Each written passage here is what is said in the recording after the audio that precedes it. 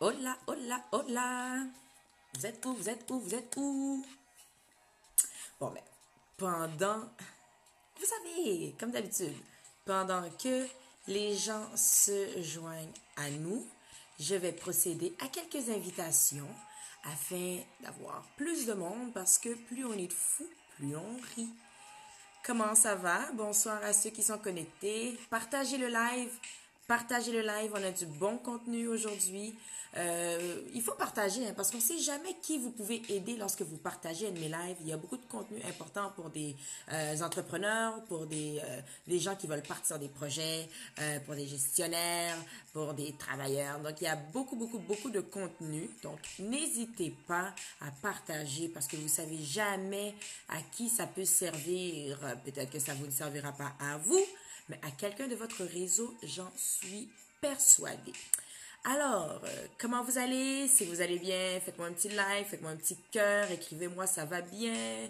Faites-moi savoir que vous êtes présent. Là, j'ai besoin de plus de participation de votre part pour continuer à me motiver. Et vous allez voir, je parle de motivation aussi aujourd'hui dans la petite capsule de Kerma 10 Minutes.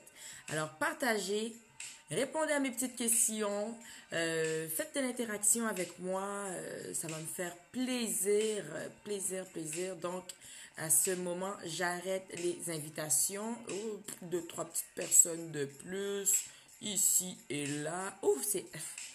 On peut pas s'arrêter, hein? Et on arrête. Ouais, on a du monde avec nous. Allô, allô, allô tout le monde. Comment vous allez? On a des gens qui attendent la révision. Hein? Donc, bonsoir. Je suis Jem Kerma. Et pour ceux qui ne me connaissent pas, je suis derrière et aussi devant et à côté le réseau Expopreneur MTL, qui est un réseau qui fait le support et la promotion de l'entrepreneuriat local, surtout ethno-diversifié et l'entrepreneuriat féminin. Alors, allô, allô, allô, j'espère que vous allez bien partager. Euh, on est à la deuxième saison des Kerma 10 Minutes, grâce à vous, hein, et grâce à votre fidélité, on arrive à avoir une deuxième saison. Et cette dernière semaine, ces 2 dernières semaines, qu'est-ce qui s'est passé en fait? C'est que nous avons révisé ensemble. J'ai mon examen final le 14 décembre du cours de management. Je prends un cours au HEC. Salut! Alors, 14 décembre, c'est mon examen final. J'ai donc décidé de profiter du Kerma 10 Minutes pour partager ces connaissances-là avec vous et en même temps faire ma révision. Donc, le management, c'est important pour tout le monde parce que soit on est manager ou on va manage du monde. Cool! La première chose qu'on a appris, c'était qu'il y avait 4 différentes périodes dans lesquelles les solutions, parce que le management, ce sont des solutions qui ont été réfléchies et conçues au courant de plusieurs périodes pour relever les défis, les différents défis dans les contextes socio-culturels ou socio-économiques, pardon. Donc, 4 périodes de temps. On a parlé de la fondation, l'expansion du management, la reformulation et la refondation. Cette semaine, on avait parlé la semaine dernière et cette semaine, on avait commencé à parler des logiques d'action. Donc, un manager peut être soit traditionnel, lui, il va être guidé par son savoir-faire, il va être guidé par son expérience, il va aussi quand même apprécier la chaleur humaine et le réseau humain qui peut tourner autour de lui. On a une autre forme de logique d'action qui est la formelle. Donc, la personne qui est formelle, c'est celle qui a été à l'école, qui a pris des formations, qui a pris des ateliers, qui est très, très, très axée sur tout ce qui est le savoir, tout ce qui sont les règles administratives, les processus. Ils sont très objectifs. Donc, ils ont des objectifs, ils ont des buts à atteindre. Ce sont des spécialistes, ce sont des professionnels. Donc, eux autres, ce qui les excite, c'est la technique et le savoir. Et la troisième forme de logique d'action qu'on a vue, c'était le charismatique. Donc, comme le mot le dit, le charisme, il a un très grand charisme, il a un grand sentiment de dépassement de soi et une passion profonde. C'est ça qui le drive, c'est ça qui le conduit, comme on dit. Il a un grand magnétisme. Hein? Alors, c'est un leader, c'est un winner, c'est un gagnant. C'est un artiste de la gestion. Souvent, il va être perçu comme un illuminé parce que Il est très passionné. Donc, voici nos 3 logiques d'action. Je les ai passées assez vite. Aujourd'hui, je vous le dis d'avance, on risque de dépasser 10 minutes parce qu'on a un contenu qui est plus ou moins séparable. Aujourd'hui, on va attaquer l'environnement global d'une entreprise. C'est important de regarder l'environnement global parce que ces environnements-là sont constitués de certaines normes et en fait, des normes, juste pour mettre en contexte, ce sont en fait des pratiques à adopter pour éviter justement des trucs qui sont inacceptables. Quand on parle de normes, on peut déjà penser légal ou bien social, ok? Et comme un petit exemple, qu'est-ce qui serait inacceptable, pardon, ce serait un salaire bas, du harcèlement, pollution comme ça dans l'air. Donc ça, ce sont des pratiques inacceptables pour lesquelles on a créé des normes. Au travail, ok?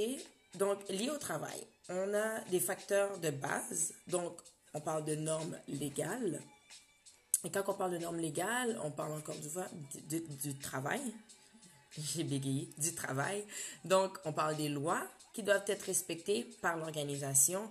On peut penser à la CNESST, anciennement appelée CSST. Donc, c'est une commission, c'est un organisme qui existe pour faire respecter certaines lois pour protéger le travailleur. Donc, on parle de normes légales. On a dans les facteurs de motivation, donc ça c'était les facteurs de base, on a aussi des facteurs de motivation, de reconnaissance, ok? On parle alors de réalisation de soi, on parle d'autonomie, on parle de responsabilité, on parle de la nature du travail, la carrière.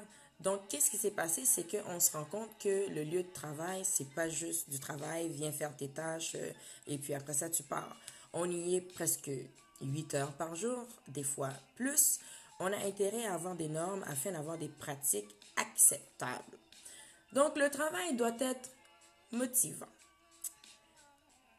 Le travail, comme on dit, ce n'est plus une question de survie. C'est un lieu où ce qu'on se réalise. On donne un sens à notre vie, pour certains. Quand on est dans un bon endroit, un bon emploi, ça donne un sens à notre vie. Ça nous permet de réaliser nos ambitions. Pour certaines personnes, ça nous permet de réaliser nos rêves. Pour d'autres, comme moi, travailler pour quelqu'un d'autre, c'est aider cette personne-là à réaliser son rêve. Donc, c'est un petit bémol là-dessus. Mais quand même, le travail doit être motivant.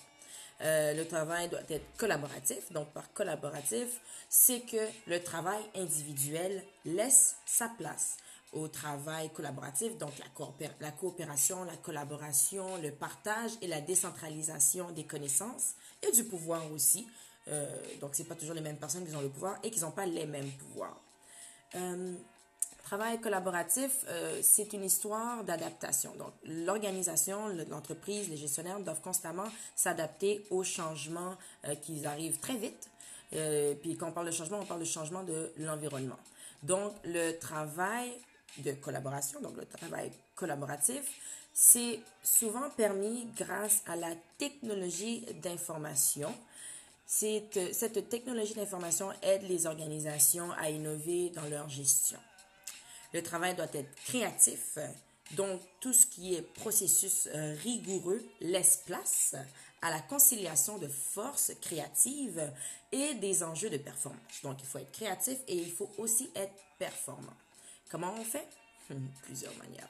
Donc le travail créatif, on met en place des moyens et des contextes qui sont propices à l'éclosion, donc comme un oiseau qui sort de son œuf, à l'éclosion de la créativité.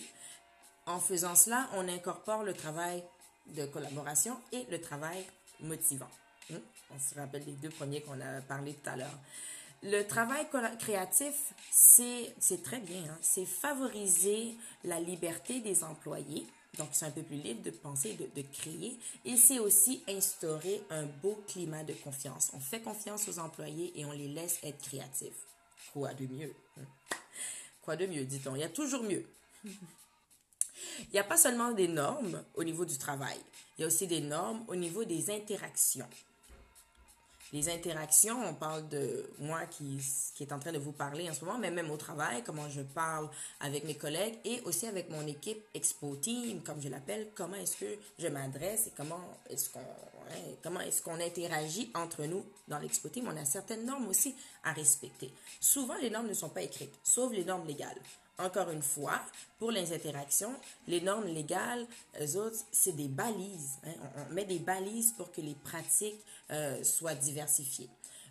On est conscient qu'il y a des chartes, hein, il y a des droits, la liberté des personnes. Si on prend exemple la Charte québécoise des droits et des libertés de la personne, ça nous donne un exemple de comment est-ce qu'on peut interagir et comment est-ce qu'on n'a pas le droit d'interagir pour ne pas brimer la liberté de l'autre et pour ne pas être brimé tout en se respectant. Il y a plusieurs aspects à ça. Il y a l'aspect interculturel, ethno-diversifié. Hein? Vous voyez le lien. Donc, interculturel, c'est à l'image de la société contemporaine. Beaucoup d'immigrants, beaucoup de deuxième génération d'immigrants, dont moi, et beaucoup de personnes qui n'ont pas les mêmes valeurs, n'ont pas les mêmes croyances, qui n'ont pas le même langage, qui n'ont pas la même manière de réagir et d'agir. Et ça va aussi pour l'intergénérationnel. Même chose encore, on n'a pas la même vision, on a plusieurs générations dans un même emploi qui n'ont pas la même vision, qui n'ont pas les mêmes attentes, pas les mêmes croyances, qui n'ont pas la même définition du mot respect, pas la même manière de répondre, pas le même langage. Donc, c'est deux aspects assez importants au niveau des interactions. Comme on disait, l'interculturel, le lieu de travail n'est pas simplement, comme on disait tout à l'heure, là, je viens travailler puis je m'en vais. Le lieu de travail, c'est aussi rendu un lieu de rencontre entre les différentes cultures. Donc, on apprend à se connaître. Et au niveau intergénérationnel, comme j'ai dit tantôt, il y a plusieurs générations. On n'a pas toutes les mêmes attentes et on n'a pas toutes les mêmes croyances. Et surtout, nos attentes ne sont pas les mêmes envers notre travail et la gestion. Donc, il faut gérer ça, interculturel et intergénérationnel. Il y a des trucs pour ça. OK? Donc, les trucs, on peut mettre en place des séances d'échange, des séances de médiation, pardon. J'ai vu Fridzi qui s'est connecté, puis Fridzi fait un atelier de méditation bientôt. Bref. Alors, des séances de médiation entre les employés de différentes cultures et ou les employés de différentes générations. On peut aussi avoir des mises à jour, des malentendus qui s'est passé entre les cultures ou entre les générations. On met en place des codes de conduite et quelque chose de très important il faut être conscient de ça de plus en plus, c'est de nominer des chefs d'équipe issus de cultures différentes et de générations différentes. Donc, traditionnellement, on voyait souvent toujours les mêmes têtes blanches comme chef d'équipe, comme chef d'entreprise, comme gestionnaire. On commence à avoir beaucoup plus de diversité à ce niveau-là, des jeunes gestionnaires, des gestionnaires haïtiens, des gestionnaires noirs, des gestionnaires arabes, des gestionnaires plus vieux. Donc, on en voit maintenant de toutes les couleurs et de tous les âges. Et c'est ce qu'il faut. Il faut être conscient de ça et il faut l'encourager pour que ça arrive de plus en plus, parce que c'est à l'image de notre société contemporaine. Ceci étant dit, pour nos normes, alors on a les normes légales au niveau du travail, on a le travail motivant, travail de collaboration, travail créatif, on a aussi les normes au niveau des interactions, donc les normes légales, si on pense aux chartes et aux droits, et on a aussi deux aspects à tenir compte, c'est l'interculturel et l'intergénérationnel. On passe maintenant aux contextes sociétaux. On a des normes sociales et des contextes sociétaux. Dans le contexte sociétaux, on parle encore du fait que le management doit être à l'écoute des changements qui se passent en ce moment. Ils sont très rapides, les changements, ça se passe très, très vite. Là. Quand on parle des dinosaures, désolé s'il y a des dinosaures qui me suivent, mais ça se passe très vite, donc ils ont de la difficulté à suivre. C'est la raison pour laquelle on doit changer un peu la gestion. Donc, comme on disait, le management doit s'adapter aux normes sociales. Les entreprises doivent s'adapter aux normes sociales et doivent aussi suivre les tendances dans lesquelles on est en ce moment, tendances qui sont contemporaines en ce moment, right? Un très bon moyen, un excellent moyen d'être conscient justement de ces changements et de ces tendances, c'est de faire l'analyse PESTEL. PESTEL, c'est un acronyme. P pour politique, E pour économique, S pour socio-culturel, T pour technologique, l'autre E pour écologie, L pour légal. Donc, on a l'analyse PESTEL. Et c'est très simple. Je vais vous poser quelques questions, vous allez comprendre où est-ce qu'on s'en va. Donc, si on veut connaître un peu l'environnement politique, qu'est-ce qui se passe, on peut poser la question du genre, quelles sont les tendances politiques générales, quel est l'incident de nouvelles tendances politiques sur le management, donc tout ce qui touche la politique. L'économie, on peut souvent se demander quelle est la situation économique en ce moment, comment est-ce qu'elle affecte l'environnement, les marchés, les capitaux, les ressources naturelles, est-ce que c'est favorable? Le marché de travail en ce moment, est-ce qu'il permet de combler les ressources humaines, etc. Au niveau socio-culturel, des questions qu'on peut se poser, c'est quelles sont, quelles sont les grandes tendances, c'est la meilleure question. Mais est-ce qu'il existe des nouveaux modes de vie? Quelle est la tendance démographique en ce moment?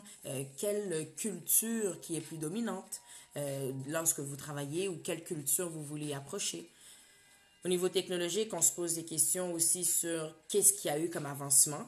Est-ce qu'il y a eu des nouvelles innovations? Est-ce que ça peut modifier nos agissements? Est-ce que ça peut modifier quelque chose des aspects au niveau de l'organisation? Pour des questions écologiques, on se demande où est-ce qu'on est rendu au niveau de l'environnement. Les ressources naturelles, est-ce qu'ils sont facilement obtenables? Est-ce qu'on exploite les ressources naturelles? Est-ce qu'il existe des normes en matière de notre empreinte écologique? Lorsqu'on parle de notre empreinte écologique, on fait souvent allusion à la pollution qu'on laisse ou autre. Mais une empreinte écologique, c'est qu'est-ce qu'on laisse sur l'écologie, l'environnement écologique. On peut parler de développement durable aussi dans l'aspect économique de notre analyse. Et côté légal, alors on se demande s'il y a des réglementations qui sont nouvelles, s'il y a des règles qui sont nouvelles, s'il y a des nouvelles lois qui sont passées, dans quelle est l'incidence des nouvelles tendances sur le comportement des consommateurs et des ressources humaines. Donc tout ce qui touche les lois, la législation de l'environnement, que ce soit de nos clients, de nos employés et de l'organisation. Donc ce sont des questions qu'on se pose au niveau de la politique, au niveau de l'économie, au niveau socioculturel, au niveau technologique, au niveau écologique et légal. Ces questions-là vont mettre en contexte l'impact qui est sur l'organisation. Donc, l'organisation a besoin de se poser ces questions-là pour identifier les tendances, comme on disait tout à l'heure. On va identifier les tendances qui vont permettre, ces tendances-là vont permettre d'orienter les actions administratives qu'un gestionnaire et que l'organisation va prendre. Tout ça dans le but d'accroître la productivité, la compétitivité, d'améliorer notre empreinte écologique, d'avoir des meilleurs rendements, d'encourager aussi nos employés à rester avec nous et à se réaliser. Donc, mesdames et messieurs, la semaine prochaine, mardi prochain, on va être en mesure de parler de l'environnement d'affaires. Aujourd'hui, on a fait un petit tour sur l'environnement global de l'entreprise et donc, on va parler d'autres choses dès la semaine prochaine. Alors, merci d'être avec moi pour le Kerma 10 Minutes. Vous étiez avec J.M. Kerma. J'aime Kerma. Je vous prie de partager. C'est très important, partager. Comme dit mes amis Leroy et sa femme Tania, sharing is caring. Alors sur ce, je vous souhaite un superbe week-end et n'oubliez pas de partager et de me suivre aussi sur YouTube. Ciao!